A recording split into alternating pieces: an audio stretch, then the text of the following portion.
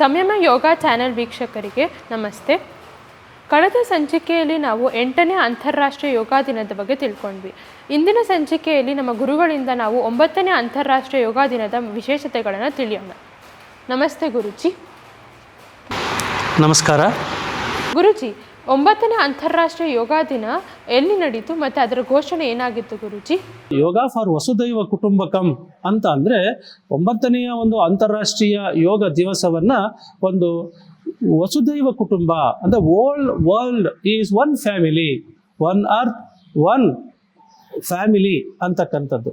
ನಾವು ಯಾವಾಗ ಈ ವಸುದೈವ ಕುಟುಂಬ ತತ್ವಗಳು ಅಂತ ಅಂದರೆ ಇದು ಯೋಗ ತತ್ವಗಳ ಮೂಲ ಆಗಿರುತ್ತೆ.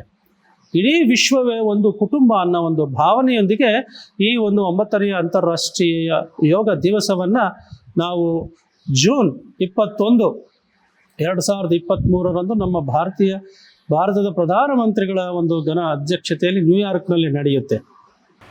ಗುರುಜಿ, ವಸುದೈವ ಕುಟುಂಬಕಂ ಎಂದರೆ ಏನು? ಈ 9ನೇ ಅಂತಾರಾಷ್ಟ್ರೀಯ ಯೋಗ ದಿವಸದ ಒಂದು ಘೋಷಣೆ ನಮಗೆಲ್ಲ ಈಗಾಗಲೇ ಗೊತ್ತಾಯಿತು. ಅಂದರೆ ವಸುದೈವ ಕುಟುಂಬ, ಯೋಗ ಫಾರ್ ವಸುದೈವ ಕುಟುಂಬ, ಯೋಗ ಫಾರ್ ವಸುದೈವ ಕುಟುಂಬಕಂ. ವಸುದೈವ ಅಂತ ಅಂದರೆ ಒಂದೇ ಭೂಮಿ ಅಂತಕ್ಕಂಥದ್ದು. ಈ ಭೂಮಿ ತಾಯಿ ಎಲ್ಲರಿಗೂ ಸೇರಿರ್ತಕ್ಕಂಥವಳು. ಇದ್ರ ಮೇಲೆ ನಾವು ವಾಸ ಮಾಡ್ತಕ್ಕಂಥವ್ರು ಒಂದೇ ಕುಟುಂಬ. Whole world is one family. And yoga how it is relates to this ಅಂತ ಅಂದಾಗ, ಭೂಮಿ ಮೇಲೆ ವಾಸ ಮಾಡ್ತಕ್ಕಂಥ ಎಲ್ಲ ಪ್ರಾಣಿಗಳಿರ್ಬೋದು, ಪಕ್ಷಿಗಳಿರ್ಬೋದು, ಗಿಡ ಮರಗಳಿರ್ಬೋದು, ಎಲ್ಲವೂ ಒಂದೇ ಭೂಮಿಯಲ್ಲಿ ವಾಸ ಮಾಡ್ತಕ್ಕಂಥವು. ಈ ಯೋಗ ತತ್ವಗಳು ನಮಗೆ ಅದನ್ನ ಕಲಿಸ್ಕೊಡುತ್ತೆ.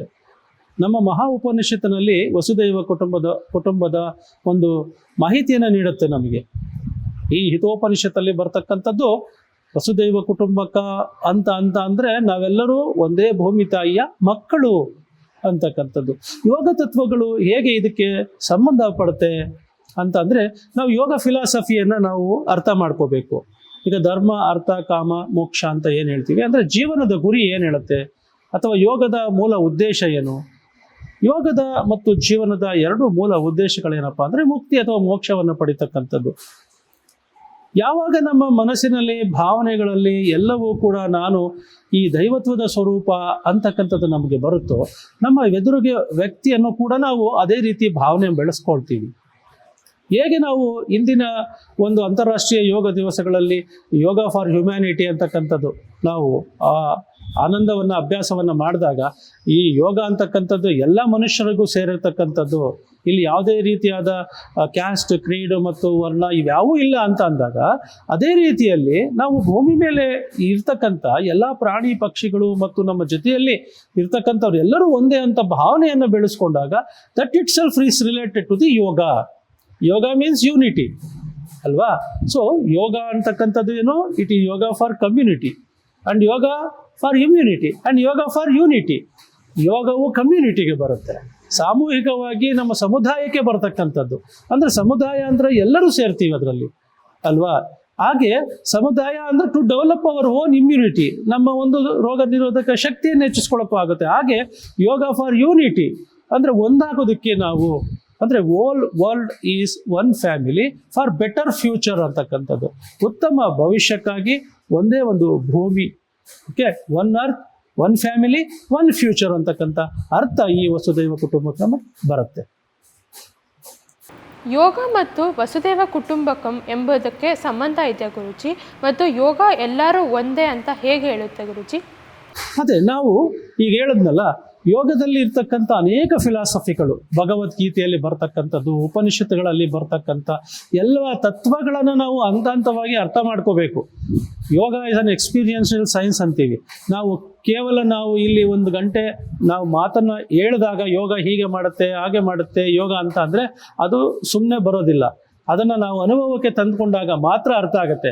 ಅದಕ್ಕೂ ನಮ್ಮ ಈ ಒಂದು ವಸುದೈವ ಕುಟುಂಬಕಮ್ಮು ಹೇಗೆ ಸಂಬಂಧ ಅಂತಕ್ಕಂಥದ್ದು. ಹಾಗೆ ಯೋಗ ಫಿಲಾಸಫಿಯನ್ನು ತಗೊಂಡ್ರೆ, ಅವಾಗೆ ನಾವು ಪತಂಜಲಿ ಯೋಗ ಸೂತ್ರಗಳನ್ನು ನಾವು ಅದನ್ನು ಅಭ್ಯಾಸ ಮಾಡಿದ್ರೆ, ಭಕ್ತಿ ಯೋಗದ ಪ್ರಕಾರಗಳು ಹೇಗೆ, ಭಕ್ತಿ ಯೋಗ ನಮ್ಮ ಸೈನ್ಸ್ ಆಫ್ ಎಮೋಷನ್ ಕಲ್ಚರ್ ಅಂತ ಏನು ಹೇಳ್ತೀವಲ್ಲ, ಈ ಭಕ್ತಿ ಯೋಗದ ತತ್ವಗಳು ಏನು ಹೇಳುತ್ತೆ, ನವವಿಧ ಭಕ್ತಿಗಳು ಏನು ಹೇಳುತ್ತೆ, ಹಾಗೆ ಜ್ಞಾನಯೋಗ ಏನು ಹೇಳುತ್ತೆ, ಜ್ಞಾನಯೋಗ ವಿವೇಕ ಅಂದರೆ ಏನು, ನಾವು ವಿವೇಕ ವೈರಾಗ್ಯ ಅಂತ ಅಂದ್ರೆ ಏನು, ಹಾಗೆಯೇ ನಮ್ಮ ಕರ್ಮಯೋಗ ಸೆಲ್ಫ್ಲೆಸ್ ಸರ್ವಿಸ್ ಅಂದ್ರೇನು. ಸೊ ಇವೆಲ್ಲ ಯೋಗಗಳ ತತ್ವಗಳು ಏನಿದೆಯಲ್ವಾ, ಇನ್ಕ್ಲೂಡಿಂಗ್ ಭಗವದ್ಗೀತೆಯಲ್ಲಿ ಬರ್ತಕ್ಕಂಥ ದೈವಿ ಸ್ವರೂಪದ ಅಥವಾ ದೈವಿ ಗುಣಗಳು ಅಂದ್ರೇನು, ಮಾನವೀಯ ಗುಣಗಳು ಅಂದ್ರೇನು, ಇವೆಲ್ಲವನ್ನ ಅರ್ಥ ಮಾಡಿಕೊಂಡಾಗ ನಮ್ಮ ಭೂಮಿಯ ಮೇಲೆ ಇರ್ತಕ್ಕಂಥ ಪ್ರತಿಯೊಂದು ಪ್ರಾಣಿ ಪಕ್ಷಿಗಳು ಗಿಡ ಗಂಟೆಗಳು ಎಲ್ಲವೂ ಕೂಡ ನಮಗೆ ಸೇರಿದ್ದು, ನಾವೆಲ್ಲರೂ ಅವುಗಳ ಸಂಬಂಧಿಕರು ಅಂತಕ್ಕಂಥ ಬರುತ್ತೆ.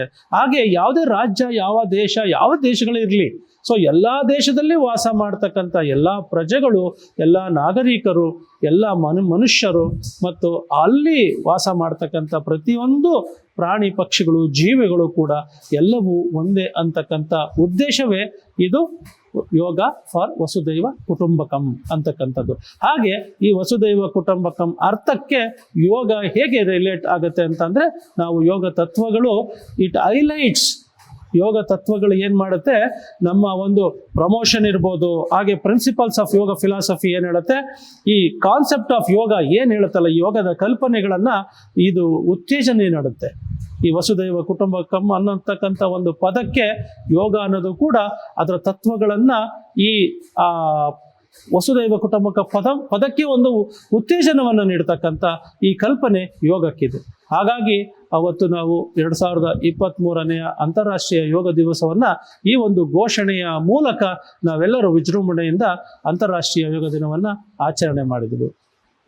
ಗುರುಜಿ, ಇಂದಿನ ಸಂಚಿಕೆಯಲ್ಲಿ ನಮಗೆ ವಸುದೈವ ಕುಟುಂಬಕಂ ಎಂಬುದರ ಬಗ್ಗೆ ಹೇಳ್ಕೊಟ್ಟಿದ್ದಕ್ಕೆ ಧನ್ಯವಾದಗಳು ಗುರುಜಿ. ಧನ್ಯವಾದಗಳು. ಹಾಗೆ ಸಂಯಮ ಯೋಗ ಚಾನಲ್ ವೀಕ್ಷಕರಿಗೂ ಕೂಡ ಮತ್ತೊಮ್ಮೆ ನಮಸ್ಕಾರಗಳು. ಹೀಗೆ ಪ್ರತಿನಿತ್ಯ ಯೋಗ ತತ್ವಗಳನ್ನು ನಮ್ಮ ಜೀವನದಲ್ಲೂ ಕೂಡ ಅಳವಡಿಸ್ಕೊಳ್ಳೋದಕ್ಕೆ ಪ್ರಯತ್ನ ಮಾಡೋಣ. ಭೂಮಿ ಮೇಲೆ ವಾಸ ಮಾಡ್ತಕ್ಕಂಥವ್ರು ಎಲ್ಲರೂ ಒಂದೇ ಅಂತಕ್ಕಂಥ ಭಾವನೆಯನ್ನು ಬೆಳೆಸ್ಕೊಳ್ಳೋಣ. ನಮ್ಮ ಉಪನಿಷತ್ತುಗಳಲ್ಲಿ ಏನು ಹೇಳುತ್ತೆ, ಉಪನಿಷತ್ತಿನಿಂದ ಉಪಗ್ರಹಕ್ಕೆ ಅಂತ ಹೇಳುತ್ತೆ, ಉಪನಿಷತ್ತುಗಳಿಂದ ಉಪಗ್ರಹಕ್ಕೆ, ಹಾಗೆ ಪ್ರಾಣಿಯಿಂದ ಮನುಷ್ಯತ್ವದಿಂದ ದೈವತ್ವ, ಇವೆಲ್ಲವನ್ನು ಪಡೆಯೋದಕ್ಕೆ ಯೋಗವನ್ನು ನಮ್ಮ ಜೀವನವನ್ನಾಗಿ ಅಳವಡಿಸಿಕೊಳ್ಳೋಣ. ಯೋಗವೇ ನಮ್ಮ ಜೀವನವನ್ನು ಆಗಿ ರೂಪಿಸಿಕೊಳ್ಳೋಣ. ಎಲ್ಲರಿಗೂ ನಮಸ್ಕಾರ. ಓಂ ನಮಃ ಶಿವಾಯ. ನೋಡಿದ್ರಲ್ಲ ವೀಕ್ಷಕರೇ, ಇಂದಿನ ಸಂಚಿಕೆಯಲ್ಲಿ ನಾವು ವಸುದೈವ ಕುಟುಂಬಕಂ ಎಂಬುದರ ಬಗ್ಗೆ ತಿಳ್ಕೊಂಡಿದ್ವಿ. ಮುಂದಿನ ಸಂಚಿಕೆಯಲ್ಲಿ ನಾವು 10ನೇ ಅಂತಾರಾಷ್ಟ್ರೀಯ ಯೋಗ ದಿನದ ಬಗ್ಗೆ ತಿಳ್ಕೊಳ್ಳೋಣ. ಧನ್ಯವಾದಗಳು.